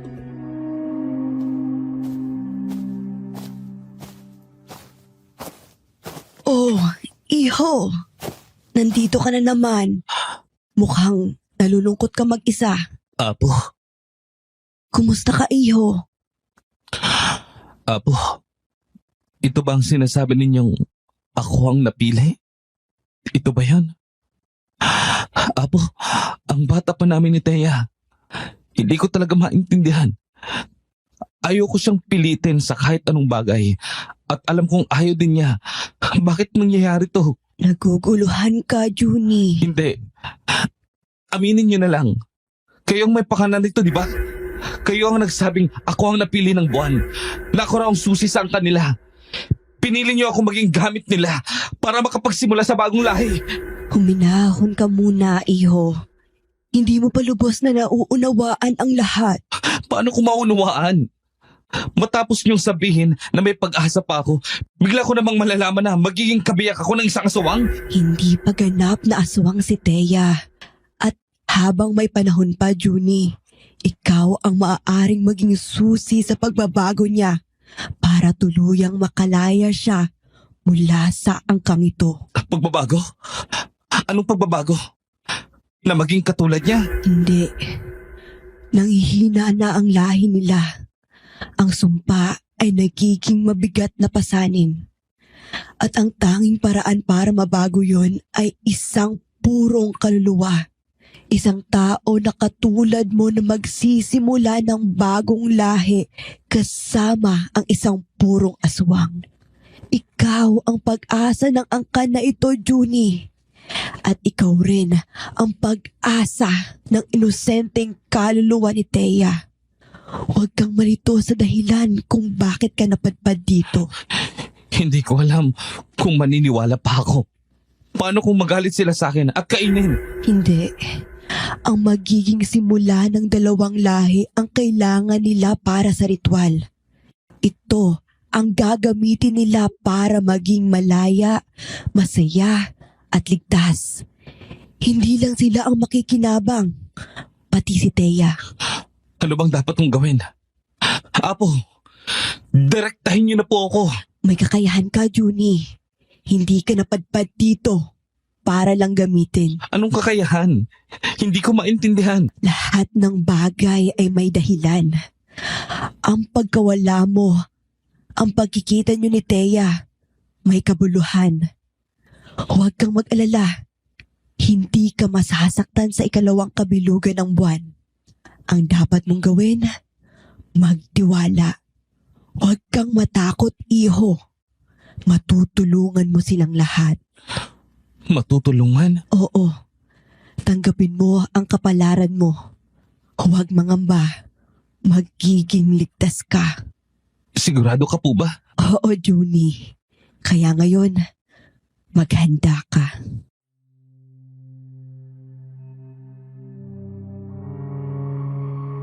Sa mga narinig ko mula kay Apo, hindi ko alam kung magkakaroon pa ba ako ng pag-asa o kung susuko na lang ako. Ngunit sa tuwing naaalala ko ang lungkot sa mga mata ni Thea, nabubuo ang loob kong magpatuloy. Kaya naman ang gabing yon, pinilit kong hanapin siya sa buong baryo. Mabuti na lamang at nadaanan ko si Mang Domingo. May daladalang mangkok na puno ng sariwang karneng ginayat at isang basong naglalaman ng dugo. Noon pa man ay may kutob na ako na para kay Thea ang lahat ng yun, kaya't agad ko siyang sinundan. Hindi nga ako nagkamali. Nang marating namin ang isang bodegang yari sa mga tabla, tumapo agad sa akin ang matinding kaba. Sa siwang ng pinto, nasilayan ko si Thea. Nakagapos. Halos hindi makagalaw at basang-basa ng pulang likido ang kanyang katawan. Bahagya pang nakatungo ang kanyang ulo. Unti-unting humihina na para bang unti-unti na ring pinapatay ng bawat patak ng dugo ang kanyang pag-asa. Mang Domingo, Iha, alam kong mahirap ang pinagdadaanan mo. Pero kailangan mong kumain para magkaroon ka ng lakas. Mang Domingo, tulungan mo po ako please. Ayoko na rito. Ayoko maging katulad nila. Ayoko. Alam ko, Iha. Mahirap. Dumaan din kami sa parehong paghihirap. Pero wala po ba akong magagawa para makaalis dito? Para makalimot na sa lahat ng ritual at sumpa ninyo? Kung may paraan lang sana, Thea. Matagal ko na sanang ginawa para sa iyo. Pero wala. Ang tanging paraan ay tanggapin ang kapalarang inilaan para sa iyo. Huwag mong biguin ang angkan mo. Huwag mong biguin ang tatay mo. Hindi. Hindi ako naniniwala. Wala pong kapalaran na inilaan para sa akin. Walang sumpa. Kasinungalingan pong lahat ng yan, di ba? Di ba? Thea, huminahon ka, Iha. Paano ako hihinahon? Hindi niyo ba ako naririnig? Hindi ko gusto maging katulad nila. Hindi ako halimaw. Alam ko, Iha, alam ko. Pero wala ka nang magagawa. Sa huli, Thea, kailangan mong tanggapin ang pag-aalinlangan mo, ang pagtanggi mo, ang galit mo. Hindi kanya pakakawalan. Maawa kayo sa akin. Bakit niyo po ginagawa ito? Hindi ko to ginusto, Thea. Pero hindi ko kontrolado. Naawa ko sa'yo. Pero may pamilya kong iniisip. Kung kaya kong pakawalan ka, ginawa ko na. Sinasabi nila na ikaw ang magiging susi sa paglaya ng angkan. Ang magiging pinuno sa hinaharap. Hindi! Ayoko maging pinuno! Hindi ako magiging katulad ninyo! Hindi ako magiging halimaw! Hindi ko kaya! Ayoko! Ayoko! Huwag ka mag-alala, Thea. Sa gabing nakatakda, sa pangalawang kabilugan ng buwan, magbabago ang lahat. Makikita mo, magiging malaya ka sa pasaning yan. Anong ibig niyong sabihin? Hindi ko kayo maintindihan. Basta, Iha, magtiwala ka sa plano. Walang masamang mangyayari sa iyo. Sa halip, matutulungan mo pa si Junie. Si Junie, Thea. Siya ang nakatakda para sa iyo. Ano? Anong ibig niyong sabihin? Gagamitin niyo si Junie para sa ritual? Tigilan niyo siya! Huwag niyong pakialaman! Walang mananakit sa kanya, Iha. Susunod lang siya sa kagustuhan ng ama mo. Anong plano? Ipapakasal namin kayo ni Junie sa ikalawang kabilugan ng buwan. Ano? Hindi! Kung ganitong plano, sana nalaban na lang ako ng aswang kaysa gawin niyo ito sa akin! Huwag niyong pipilitin ang bagay na dapat naming pagdesisyonan na mag-isa! Hindi ka namin hahayaang mangyari yan. Mahal ka namin, Iha. Mahal ka ng angkan mo. Kaya Teya, maging matatag ka. Magiging maayos ang lahat. Mga hayop kayo! Sinasaktan niyo ako! Patawad, Teya. Pero wala akong magagawa. Kaya pasensya na. Ipinag-utos ni Lola Bining na hindi ka dapat payagang makipag-usap kay Junie. Hindi! Please, huwag niyong idamay siya! Walang kinalaman si Junie! Iha, siya ang susi. Ang buwan na nagsabi, magiging maayos ang lahat. Magtiwala ka lang sa amin. Pasensya na. Hindi! Mang Domingo! Ayoko! Mang Domingo! Tuluyan na siyang iniwan ni Mang Dante sa labas. Ako naman ay hindi na nag-aksaya pa ng oras. Agad akong pumasok sa bodega at dali-daling pinakawalan si Teya. Isa-isa kong kinalag ang mga tali sa kanyang mga kamay at binti. At halos manginig ang aking mga daliri habang pinagmamasdan ko ang sariwang mga sugat na bumabalot sa kanyang balat. Halatang mga lata yon mula sa pamalo. Mapupula, namamaga, at tila ba bawat markay sumisigaw ng sakit at kalupitan na tiniis niyang mag-isa. Junie! Teya? Teya? Teya, huminahon ka. Nandito na ako. Umalis na tayo rito. Junie, bakit mo ginawa ito? Delikado dito. Bakit ka pumasok? Hindi ko kayang iwan ka mag-isa dito. Hindi ko kayang makita ka nasasaktan. Kaya pumasok ako para iligtas ka. Hindi mo ako maiintindihan. Mahirap. Napakahirap. Kailangan mong umalis. Baka maabutan ka pa rito. Mapapatay ka ni tatay. Hindi ako alis nang wala ka. Hindi kita iiwan. Halika na, Teya. Tumakas na tayo. Hindi ko alam kung saan ang daan, Junie. Baka mahuli lang tayo. Gagawa tayo ng paraan. Kahit ano pang mangyari, lalabanan ko sila. Huwag ka lang nilang saktan. Junie, may plano silang masama para sa'yo. Ipapakasal daw nila tayo, tapos gagamitin ka nila para sa ritual. Ako? Yan ang sabi ni Mang Domingo. Gagamitin ka nila para makalaya ako sa sumpa. Ipapakasal nila tayo sa ikalawang kabilugan ng buwan. At sa araw na yun, gagamitin ka nila para gawin akong gaganap na aswang. Anong sinasabi mo, Teya? Anong ginawa nila sa'yo? Junie, tumakas na tayo. Ayoko masaktan ka. Ayoko mangyari ang plano nila. Hindi ko kaya. Hindi ko kaya maging katulad nila. Alam ko, Teya. Kaya lalaban tayo. Hindi ako papayag na gawin nila yan sa'yo. At hindi ako papayag na ipakasal ka sa akin ng sapilitan. Pero, hindi pa ako nakakapunta sa gubat na yon. Hindi ko alam ang pasikot-sikot. Baka maligaw lang tayo. Gagawa tayo ng paraan. Junie, natatakot ako. Baka habulin tayo. Mas matatakot ako kung iiwan kita mag-isa dito. Kaya huwag ka na mag-alala. Magtiwala ka lang sa akin. Pero si Mang Domingo, si Lola Bining, paano sila? Huwag mo muna silang isipin. Wala na silang pag-asa. Mas prioridad nila ang kanila. Akala mo ba, hindi ka nila sasaktan? Junie, salamat. Salamat. Hindi pa tapos, Teya. Simulan na natin ang pagtakas. Sa bawat oras na lumilipas, mas naharap tayo sa panganib. May mas malalim pa silang plano. Halika na, kumapit ka sa akin. Kakargahin kita. Salamat. Pero Junie, ang alam ko ay wala nang makalalabas pag sumapit ng bilog na buwan. Bahala na.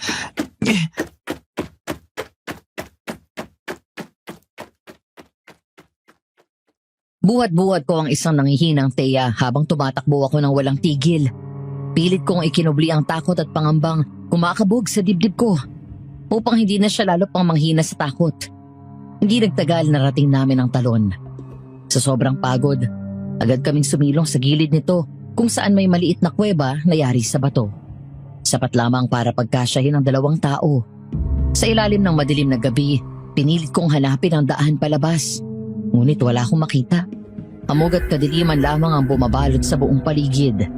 Tila nilamon ng dilim ang bawat landas. Doon biglang tumama ang paningin ko sa malinaw na tubig ng talon. At sa isang iglap ay may sumulpot na ideya sa isipan ko. Kinuha ko ang isang may kalakihang bao sa gilid. Karaniwang ginagamit naming pansalok ng tubig. Pagkatapos ay huminga ako ng malalim at tumingala sa madilim na langit. Para bang humihingi ng lakas at kasagutan mula roon.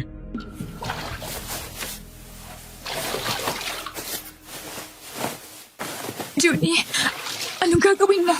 Huwag ka mag-alala. Hindi kita hayaang mapahamak. Nanay, Lola, sana po'y gabayan niyo ako. Tulungan niyo ako maging matapang para sa sarili ko at para na rin sa kanya. Basbasan nawa kami na makapangyarihang Diyos at iligtas mula sa masasamang elemento.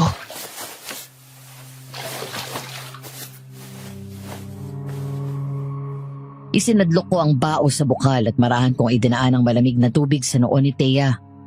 Sa simula, lalo akong kinabahan. Hindi ko alam kung makakatulong ba ang ginagawa ko. Ngunit nang makita kong unti-unting bumigat ang kanyang paghinga at tila payapa siyang nakatulog, gumaan ang pakiramdam ko. Muli kong isinadlok ang aking mga kamay sa bukal at sa bawat patak ng tubig na dumadaloy sa aking mga kamay ay taimtim akong nananalangin.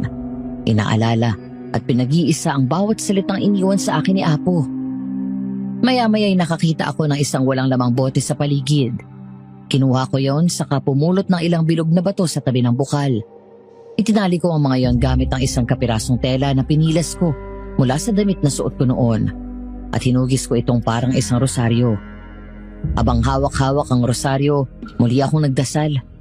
Buong puso kong inusal ang panalangin. Umaasang kahit papano'y magkaroon ng bisa ang mga munting bagay na ginawa ko.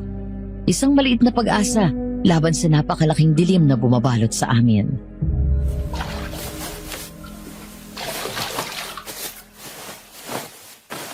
Junie, anong ginawa mo?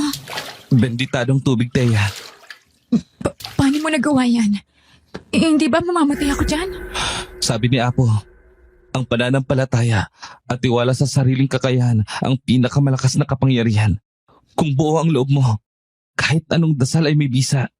At kung hindi ka tunay na masama, malalaman ng tubig kung nararapat ka bang mawala.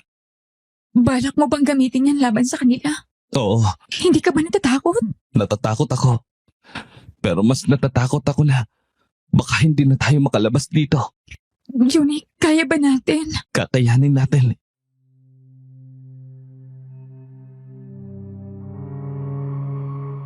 Habang inaayos ko ang mga kakailanganin namin, bigla akong napatigil nang maramdaman ko ang malamig na simoy ng hangin na dumaan sa aming likuran.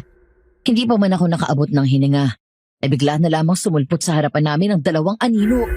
Malalaking anyo ng katawan na wari bang matagal nang nakatayo roon. Naghihintay ng tamang sandali upang magpakita. Junie! Thea! Maya, Junie, nandito kami para tulungan kayo. huwag kayong lalapit. Sandali lang, Junie. Wala kaming gagawing masama sa inyo. Junie, huminahon ka. Hindi kami kalaban. Paano namin kayo paniniwalaan? Paano ako makakasigurado? Anong nasa kamay mo? Binditadong tubig ka na, di ba? Hindi ako sigurado. Ibigay mo sa akin ang bote. Bakit? Kung ayaw mong maniwala sa amin, ibuso mo muna sa kamay ko. Tama si Leo. Kung totoo ang sinasabi mo, bakit hindi natin subukan? Maniwala ka na, Junie. Naisip namin, baka hanggang ngayon duwag kami dahil agad sumusuko. Hayaan mo kaming patunayan na totoo kami. Nagdadalawang isip man, lumunok ako ng malalim at dahan-dahan kong binuksan ang bote. Ilang saglit akong natigilan bago ko tuluyang binuhos ang kaunting laman nito sa palad ni Leo. Sa bawat patak na bumagsak, ramdam ko ang bigat ng desisyon. Para bang hindi lamang tubig ang dumadaloy, kundi ang pag-asa at kaba na kanina pa'y kumakabog sa dibdib ko. Shit! Leo! Ayos ka lang ba? Ano nangyayari? Ibig sabihin ba nito, epektibo ang ginawa ko? Mukhang tama ka, Junie. Makakapatay nga ito sa aswang. Leo! Nasusunog ang kamay mo! Wala na tayong magagawa. Hindi mo dapat ginawa yan! Ilubog mo siya sa tubig, bilis! Sandali. Naniniwala ka na ba sa amin, Junie? Bakit mo ginawa yun, Leo? Gusto kong patunayan sa inyo na hindi kami masama. Kaya ko ito. At kaya mo rin yan, Junie. Ngunit bago pa kami tuluyang makabawi sa aming pagkabigla, isang malakas na pag-ungal ang umalingaw-ngaw sa buong kagubatan. Sa bawat alingaw-ngaw, yumanig ang lupa na parabang may dambuhalang nilalang na paparating. Mula sa pinakamadilim na bahagi ng gubat, unti-unting sumulpot ang isang napakalaking anyo. Balot ng makapal na usok na parang usling-usok mula sa impyerno. Ang mga mata nito'y naglalagablab ng pula at ang mahahabang kuko ay kumikislap na parang mga espada sa ilalim ng buwan. Agad kaming tumakbo. Ngunit sa bawat hakbang ay tila lumalapit ang dilim. Bumabalot sa aming paligid at nagsisilbing pader na humahadlang sa aming pagtakas. Ang tanging ilaw na natitira ay ang malamlam na liwanag ng buwan na dumutungaw sa gitna ng ulap. At sa isang siglap, lumitaw siya sa aming harapan. Si Tatay Ramon. Ngunit hindi na siya tao. Ang kanyang katawan ay baloktot. Lumalaki ang mga ugat na para mga puno. At ang balat niya ay nagbibitak na tila pinupulit ng isang halimaw mula sa loob. Sa wakas, buong anyo niya ang lumantad. Isang halimaw na nilamon ng kadiliman.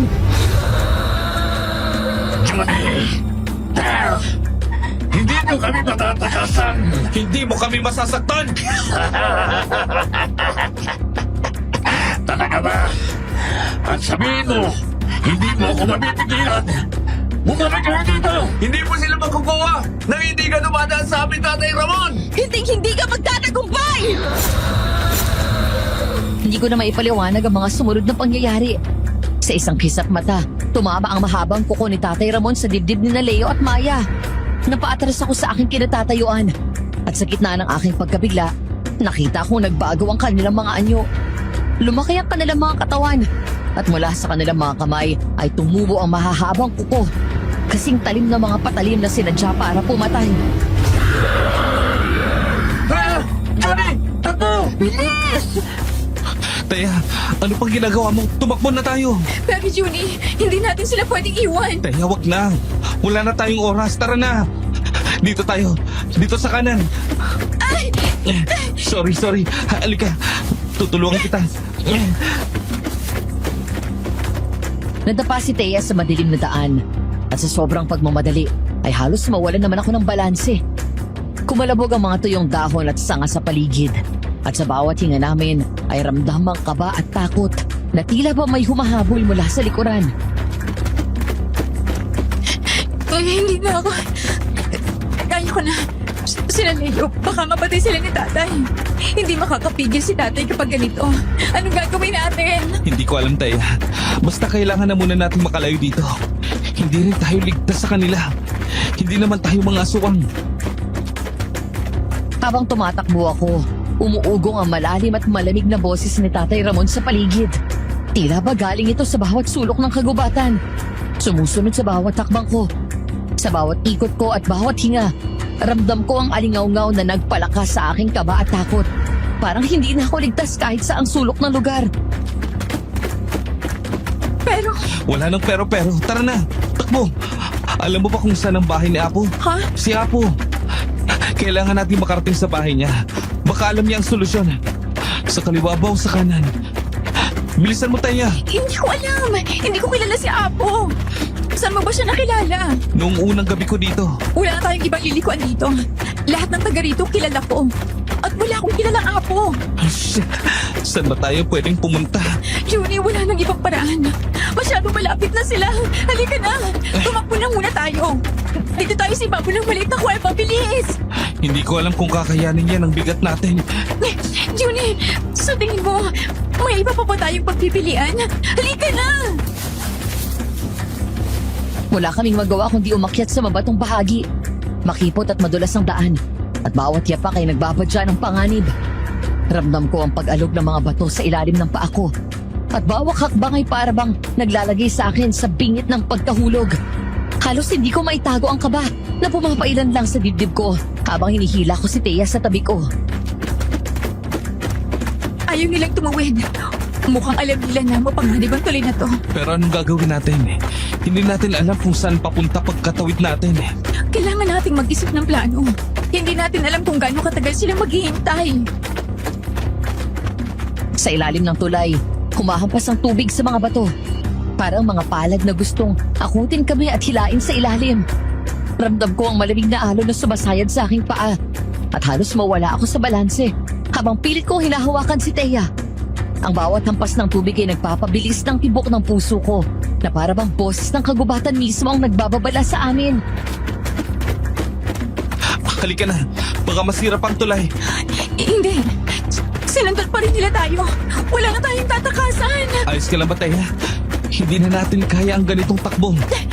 Kaya ko pa, Junie. Kaya natin to. Doon tayo magtago. Junie, anong gagawin natin? Kailangan nating mag-isip. Kung hindi sila makakalapit sa atin, may oras pa tayo para magplano. Ngunit sa isang iglap, nasa harapan na namin si Tatay Ramon. Ang kanyang katawan ay tuluyan ang nagbago. Naging dambuhalang halimaw na balot ng itim na uso. Ang mga mata niya ay nagliliyab na pula. At ang bawat paghinga niya ay parang kulog na gumuguhit sa paligid. Sa aking paglingon, nakita ko si Leo at Maya. Hindi sila nagatubili. Agad silang sumugod kay Tatay Ramon. Bumangga si Leo gamit ang buong lakas ng kanyang balikat. Pero parang baka ng katawan ng halimaw. Umaalingaw-ngaw ang tunog ng kanilang banggaan. Kasabay ang pagkabasag ng ilang sanga sa paligid. Samantala mabilis namang kumilo si Maya. Paikot-ikot na tila iwas sa bawat hampas ng malaking kuko ni Tatay Ramon. Gamit ang matatalim na kuko na biglang umusbong mula sa kanyang mga kamay. Pilit niyang iniiwas ang atensyon nito. Ngunit bawat galaw ng halimaw ay parang bagyo. Isang hampas ng kanyang braso, tumilapon si Leo sa lupa. Gumuhit ng malalim na bakas sa damuhan. Hindi pa siya nakakabangon. Sinundan na siya ng isa pang pag-atake. Ngunit nasagupa ito ni Maya. Tumalon siya at pinakawalan ng kanyang kuko na nag-iwan ng malalalim na hiwa sa balikat ni Tatay Ramon. Umungol ito. Isang ungol na nakapagpagalaw sa buong kagubatan. At tila mas lalo lamang siyang nangalit. Ang banggaan nila ay parang dalawang mundong nagbabanggaan. Bawat tama, hampas at sugat ay nagbabadya ng kapahamakan at ramdam ko ang alog ng lupa sa bawat salpukan.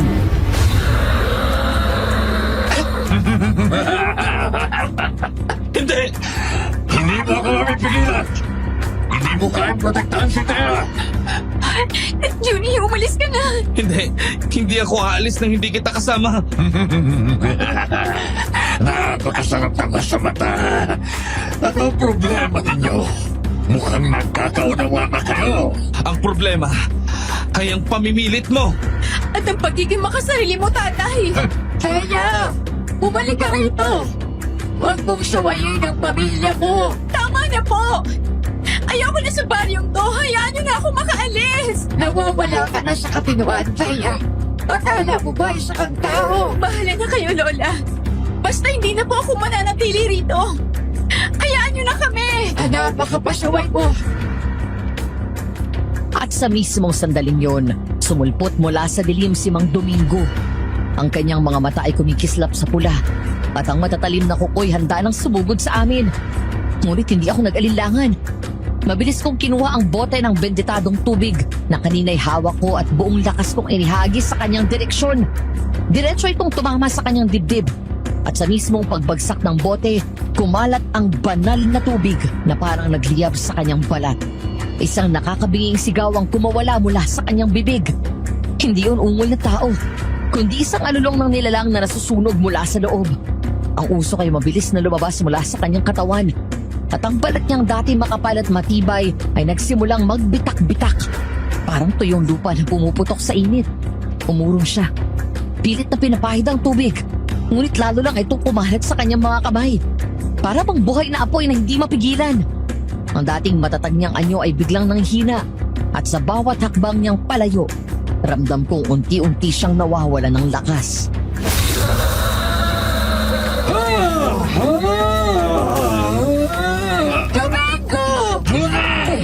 Wala kang karapatang gawin yan!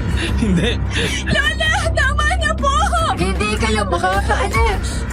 Dito kayo mababatay. Kasama ang lahat ng taong mahal niya. Lola Bining, wala na po kayong kontrol sa amin. Hindi na po kami natatakot sa inyo. Natatakot. Sinasabi mo lang yan. Nakikita ko ang panginginig ng mga kamay mo, Judy. At ang takot sa mga mata na kasama mo. Kaya niyong magpanggap na malakas. Pero alam kong ako ang mananaig sa uli. Mali kayo, Lola Bining. Hindi kami natatakot. Pinipili po namin maging matapang para sa mga taong mahal namin. Para sa mga taong mahal mo. Alam mo ba kung ano ang ginawa sa akin ng pagmamahal?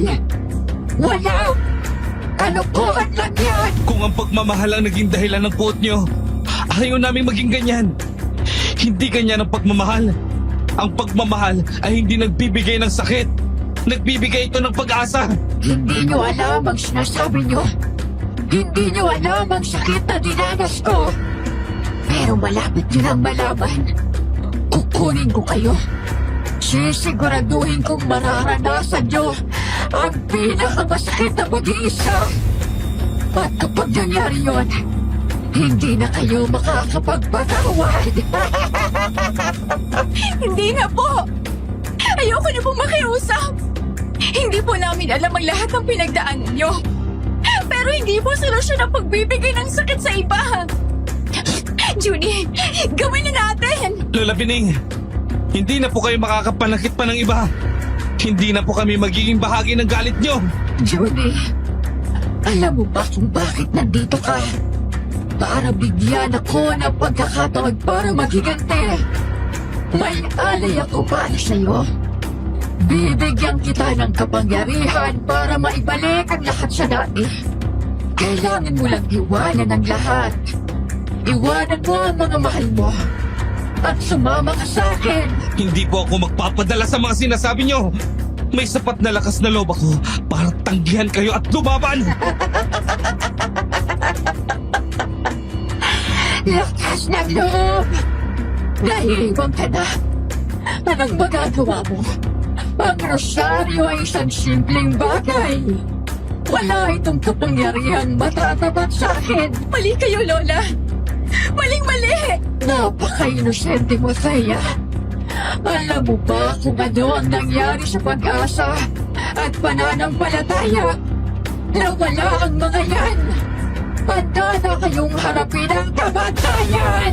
Huwag niyong baliktarin ang sitwasyon. Anong ibig mong sabihin? Lola Bining, bago niyo makuha ang lahat sa amin, ipapaalala ko sa inyo kung anong ibig sabihin ng pag-asa. Hindi ka nag-iisa. Nandito kami. Hindi ka namin iiwan. Sinungaling! Sinasabi mo lang yan para takutin ako. Hindi po. Hindi ako nagsisinungaling. Nakikita ko ang galit sa mga mata niyo. Nakikita ko ang sakit. Kaya alam kong may pagdududa na kayo. Gagawin mo ba yan sa akin?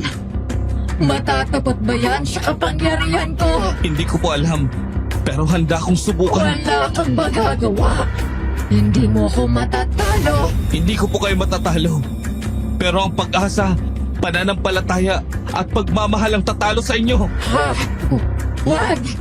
Huwag mo itong gawin! Paalam po! Hindi! Hindi ko kaya! Hindi ko kaya!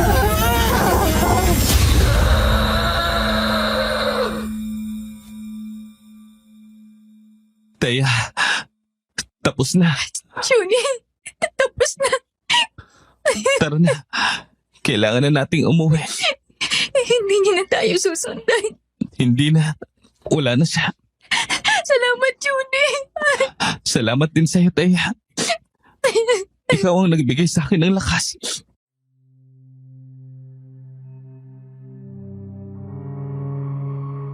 Bigla akong napatingin sa kabilang panig, kung saan wala pa ring tigil ang banggaan ni Tatay Ramon laban kina Maya at Leo. Ang lupa'y patuloy na yayanig sa bawat salpukan at ang hangin ay puno ng alikabok at usok mula sa kanilang labanan. Kitang-kita ko ang unti-unting paghina ni Maya at Leo. Si Leo, hingal na at halos hindi na makabangon matapos ang paulit-ulit na pagtapon sa kanya ng halimaw. Si Maya naman ay sugatan na ang mga braso. Nanginginig ang mga kamay habang pilit pa rin humahataw gamit ang kanyang mga kuko. Ngunit kahit lantaran ng pagod at hapdi ng kanilang katawan, patuloy silang lumalaban. Para bang handaan nilang ibuwis ang lahat para pigilan si Tatay Ramon. Sa bawat saglit, ramdam kong mas lalo silang nauubusan ng lakas, habang ang halimaw naman ay tila lalo pang lumalakas. Pinapakain ng kadilimang bumabalot sa kanya. Hindi ka naman nanalo, Tatay Ramon! Ibabalikan namin sa dati! Masyado niyo akong minamatay! Mga lutan! Johnny! Papatayin ko kayo! Gawin mo ang kaya mong gawin, Johnny! Patawad, Johnny! Patawad sa lahat! Oh, anong ginagawa ninyo? Teka lang! Mayan! Layo! Balang Johnny!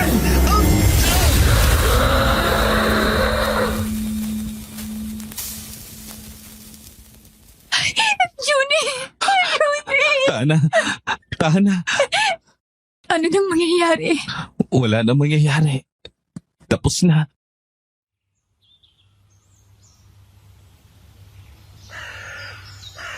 Wala na sila, Juni. Paano naman tayo makakalabas ng baryong to?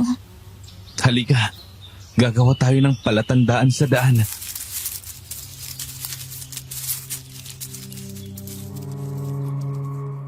Binunot ko ang ilang damo bilang tanda sa aming daraanan palabas. Ngunit tila nananadya ang kalikasan. Dahil nang lumabas kami ay walang kahirap-hirap naming narating ang dulo ng kagubatan. Maging ang bisikleta ko ay natagpuan ko rin sa parehong lugar kung saan ko ito iniwan. Ang daan paalis sa gubat ay tila isang panaginip. Isang bangungot na sa wakas ay natapos na. Napakalaki ng pasasalamat ko sa lahat ng gumabay sa amin at sa lakas na ipinagkaloob upang makaligtas.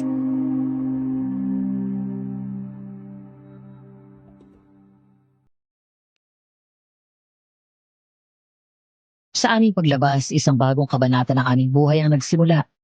Nagpatuloy ako sa aking pag-aaral at ngayon ay 2 taon na ako sa aking napiling larangan.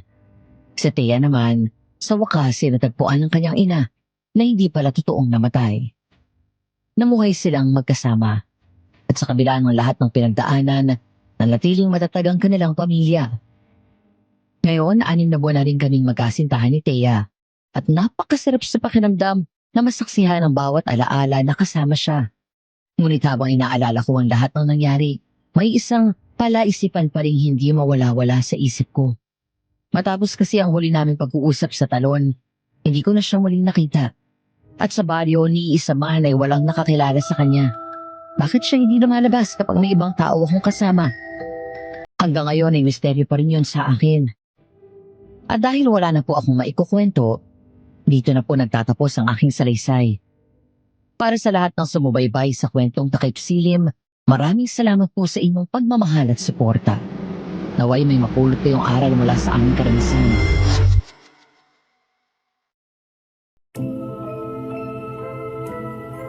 Para sa inyo, mga tagapakinig, ano sa palagay ninyo ang tunay na nangyari sa akin?